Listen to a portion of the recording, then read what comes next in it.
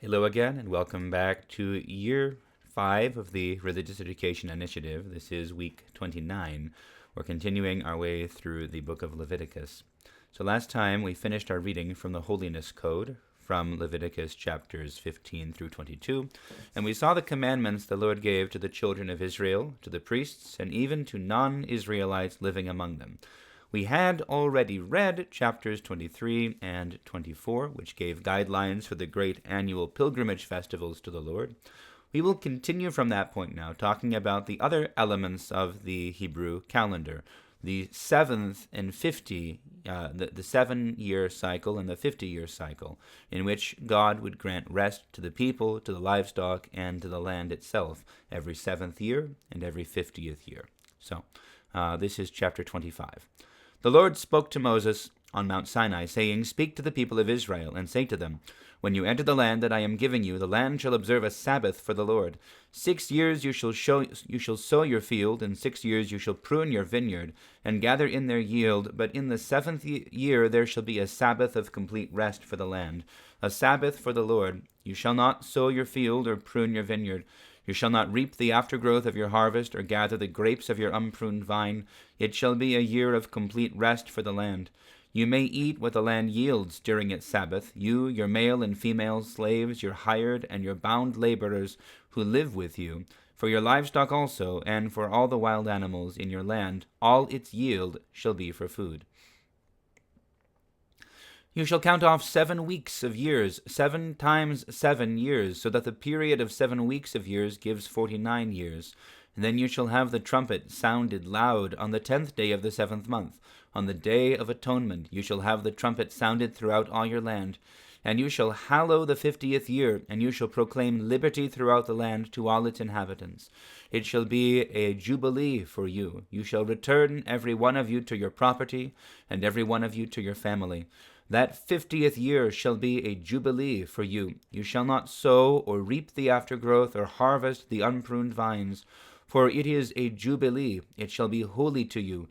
You shall eat only what the field itself produces.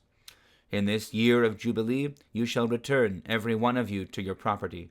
When you make a sale to your neighbor, or buy from your neighbor, you shall not cheat one another. When you buy from your neighbor, you shall pay only for the number of years since the jubilee. The seller shall charge you only for the remaining crop years. If the years are more, you shall increase the price, and if the years are fewer, you shall diminish the price, for it is a certain number of harvests that are being sold to you. You shall not cheat one another, but you shall fear your God, for I am the Lord your God. You shall observe my statutes and faithfully keep my ordinances, so that you may live on the land securely. The land will yield its fruit, and you will eat your fill, and live on it securely. Should you ask, What shall we eat in the 7th year, if we may not sow or gather in our crop? I will order my blessing for you in the 6th year, so that it will yield a crop for 3 years. When you sow in the 8th year, you will be eating from the old crop. Until the 9th year, when its produce comes in, you shall eat the old. The land shall not be sold in perpetuity, for the land is mine. With me you are but aliens and tenants. Throughout the land that you hold, you shall provide for the redemption of the land. If any one of your kin falls into difficulty and sells a piece of property, then the next of kin shall come and redeem what the relative has sold. If the person has no one to redeem it, but then prospers and finds sufficient means to do so, the years since its sale shall be computed, and the difference shall be refunded to the person to whom it was sold, and the property shall be returned. But if there are not sufficient means to recover it, what was sold shall remain with the purchaser until the year of Jubilee. In the Jubilee it shall be released, and the property shall be returned. If anyone sells a dwelling house in a walled city, it may be redeemed until a year has elapsed since its sale. The right of redemption shall be 1 year. If it is not redeemed before a full year has elapsed, a house that is in a walled city shall pass in perpetuity to the purchaser. Throughout the generations it shall not be released in the Jubilee. But houses and villages that have no walls around them shall be classed as open country. They may be redeemed, and they shall be released in the Jubilee. As for the cities of the Levites shall forever have the right of redemption of the houses and the cities belonging to them.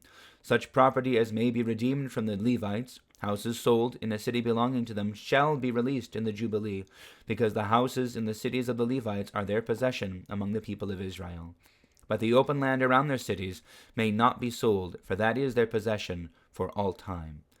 If any of your kin fall into difficulty and become dependent on you, you shall support them. They shall live with you as though resident aliens.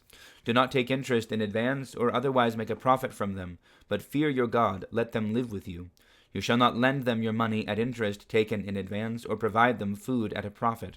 I am the Lord your God, who brought you out of the land of Egypt, to give you the land of Canaan, to be your God. Okay, so we need to pay attention to these years to these Sabbath years and the year of Jubilee. First of all, because of what they tell us about the order of society that God is establishing for his people. He's saying everyone is to be cared for. He's saying, I am giving to every household, to every family, an inheritance in the land that I have promised to you, and that belongs to their family, to their descendants in perpetuity. If a family falls on hard times and has to sell their property, their birthright, their inheritance for a period of time, it is only for a period of time. It is to be redeemed, it is to be given back and returned at the year of Jubilee. And then he gives guidance ruling out any taking advantage of this. So you have to prorate what you're selling depending on how many years it'll actually be available. He says, don't cheat one another, don't take advantage of one another. And he says, but you'll be cared for. Because here's the thing. What he's doing is, A, he's giving them rest, and he's giving the land rest. And B, in that time of rest, he will care for them himself. He will give them a greater harvest in the 6th year, and they may still eat from the stuff that comes from that the land produces. They just can't harvest it as though it is a possession. It belongs to the land. So they can pluck an apple from an orchard, or pull a stalk of grain to eat for a snack, I think is the idea. But they cannot harvest it for sale or for storage because they are trusting God to care for them. The other problem is the reality that Israel never did this. They never followed this. And among the great sins of the Sadducees at the time of Christ is that high priestly party had used the temple tax, which they were allowed and aided in imposing on all of the people of Judea. They had used that tax. When someone couldn't pay it, they would take over their property, and they held it in perpetuity. It was not redeemable. It was not returned, because no one was observing the years of Jubilee.